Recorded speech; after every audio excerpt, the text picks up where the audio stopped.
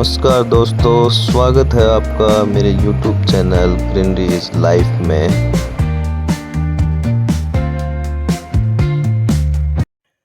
दोस्तों, ये बात हम सभी जानते हैं कि जिस प्रकार से हमारे शरीर को स्वस्थ रहने के लिए और वृद्धि करने के लिए पोषण की आवश्यकता होती है, उसी प्रकार से पेड़ पौधों को भी अपने आप को स्वस्थ बनाए रखने के लिए और अच्छे से ग्रोथ करने के लिए पोषण की आवश्यकता रहती है। जो भी लोग बागवानी करते हैं, पेड़ लगाते हैं, उनका ये प्रश्न रहता है कि हम पेड़ों में ऐसा क्या डालें, ऐसा कौन सा खाद डालें जिससे पौधा अच्छे से वृद्धि कर सके और तेज़ गति से जो है वो उसमें बढ़वार आए। मार्केट में भी आप जाएंगे तो तरह तरह के प्रोडक्ट आपको वृद्धि बढ़ाने के लिए मिल जाएंगे। उनका अपना अलग काम है, वो अपनी जगह काम करते होंगे, लेकिन मैंने ये अनुभव किया है कि जो खाद मैं डालता हूँ वो खाद पौधों को पोषण देने में बहुत अच्छे से कार्य करती है और पौधों की वृद्धि के लिए बहुत कारगर है। साथियों, पेड़ों में अच्छे पोषण के लिए क्या खाद डाली जानी चाहिए, इसके लिए मैंने अलग अलग पौधों पर विभिन्न प्रकार की खादों का भी प्रयोग किया है और अब मैंने फिक्स कर लिया है कि पौधों में पोषण के लिए क्या डाला न जाना चाहिए। एक निश्चित शेड्यूल बनाया है, तो इस वीडियो में हम उस खाद की बात करेंगे जो पौधों के लिए सर्वश्रेष्ठ है। उसे किस प्रकार से पौधों में डालें, कितनी बार डालें और उसकी मात्रा क्या होनी चाहिए, इसकी विस्तृत चर्चा हम इस वीडियो में करेंगे। इसलिए आप बिना स्किप किए इस वीडियो को देखें और यदि अभी तक आपने चैनल को सब्सक्राइब नहीं किया है तो आप मेरे चैनल को सब्सक्राइब करें और साथ में बेल का आइकन भी दबा दें ताकि नए वीडियो का नोटिफिकेशन आपको समय से मिल जाए।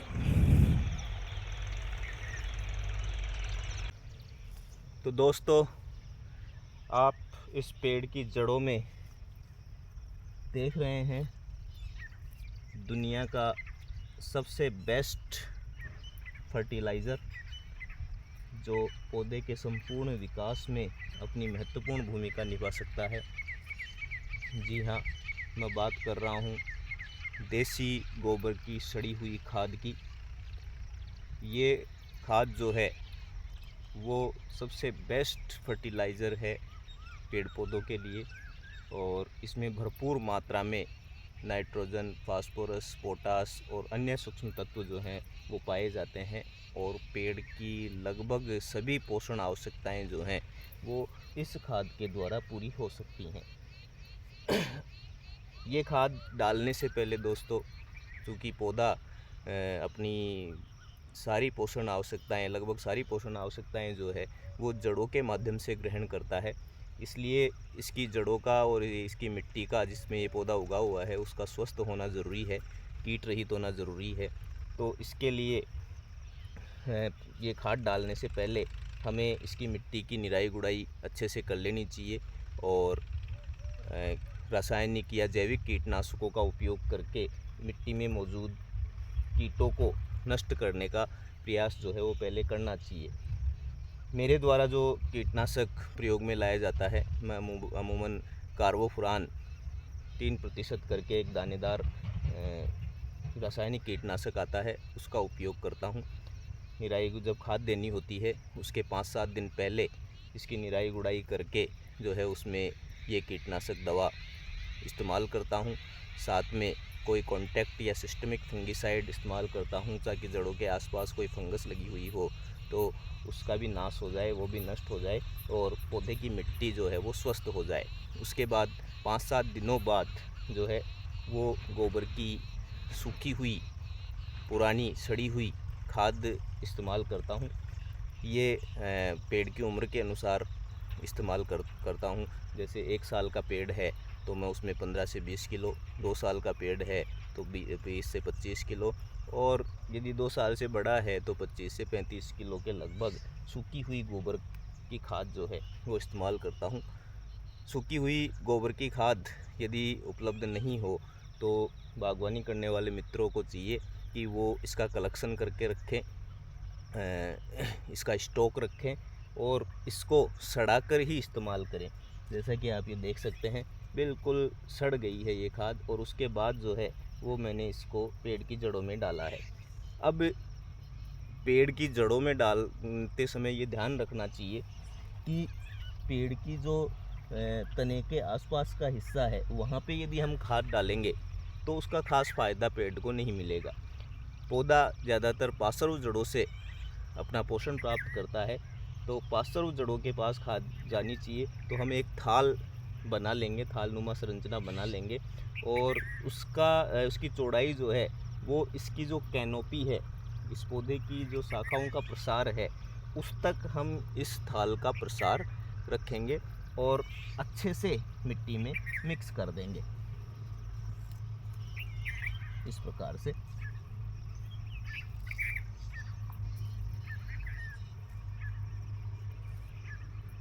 इसके साथ ही मैं पौधों में हर 6 महीने से ये खाद का मिश्रण और डालता हूँ।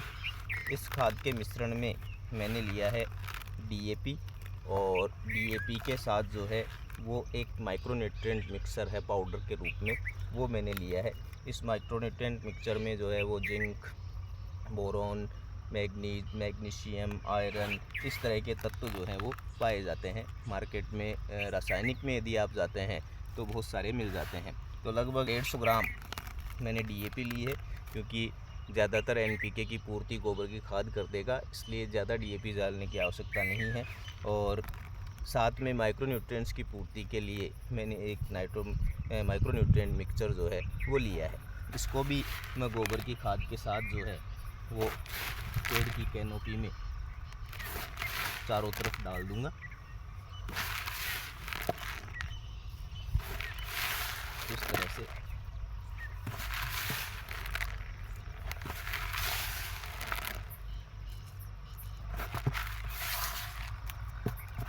और डाल करके इसको अच्छे से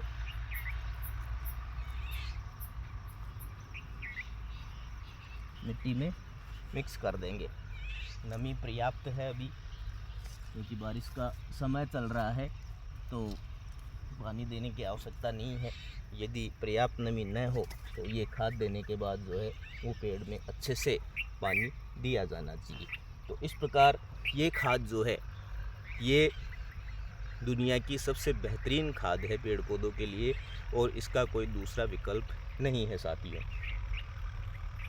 यदि गमलों में कोई बागवानी करता है या गमलों में कोई पेड़ लगाते हैं तो ध्यान रखना चाहिए कि गमलों की साइज़ जो है वो पेड़ के हिसाब से पर्याप्त बड़ी होनी चाहिए। गोबर की खाद की अधिक मात्रा यदि उनमें नहीं डाल सकते तो हमें वर्मी कंपोस्ट का उपयोग करना चाहिए।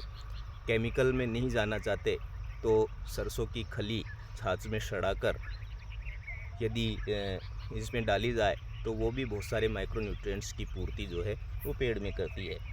माइक्रोन्यूट्रिएंट्स जो है, यदि आपका पेड़ स्वस्थ है तो गोबर की खाद के साथ माइक्रोन्यूट्रिएंट्स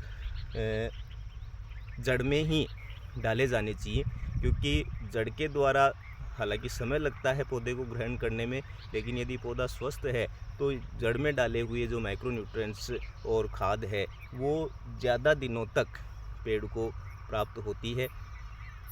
ये प्रक्रिया जो है वो मैं हर साल 2 बार दोहराता हूँ। तो इस प्रकार से साथियों पेड़ों को पोषण उपलब्ध करवाया जाना ज़रूरी है। यदि पौधे में किसी प्रकार की किसी तत्व की डेफिशिएंसी है तो पहले उस डेफिशिएंसी को दूर करना पड़ेगा स्प्रे के माध्यम से या अन्य किसी उपचार के माध्यम से। यदि पौधे में किसी तत्व की डेफिशिएंसी है तो अच्छे से खाद देने के बावजूद भी वो पौधा ग्रोथ नहीं करेगा। आपको यदि ये जानकारी पसंद आई हो तो आपसे निवेदन रहेगा कि आप चैनल को सब्सक्राइब कर लें और साथ में बेल आइकन को भी दबा दें ताकि आने वाले नए वीडियो की नोटिफिकेशन आपको मिल जाए।